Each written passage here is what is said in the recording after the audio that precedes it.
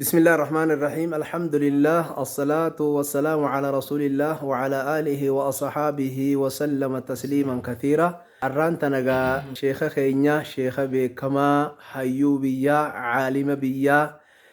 شيخ جمال عبد الله حسن إسابير جرا شين خنقى بكما دانا مغرتي علمي نهوي الران تنيوب الدديبسو أكو مثلا حديثا نما عالمة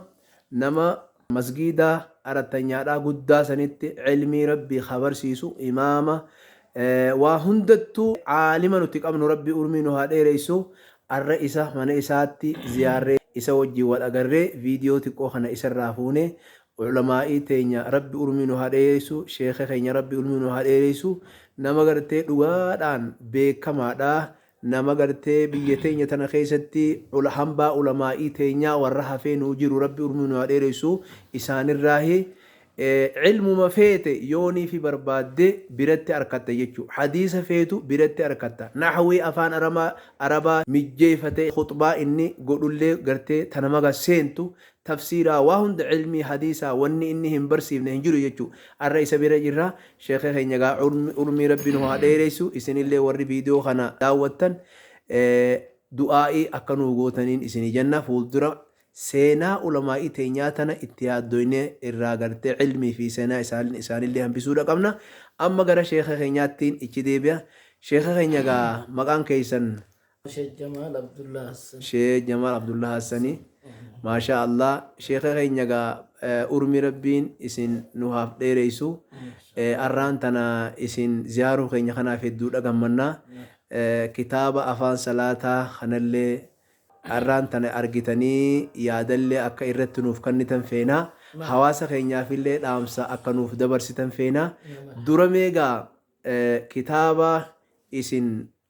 agarsiifne kan afaan salaataa taaliimu salaati باللغة الأورومية جنة برنوتا صلاة أفان أوروموتين جنة كتابة تقا وهي صلاة الرابع من خنا مي إسا خنا مال جتن دام سحواس غينيافو مال دبرسيتن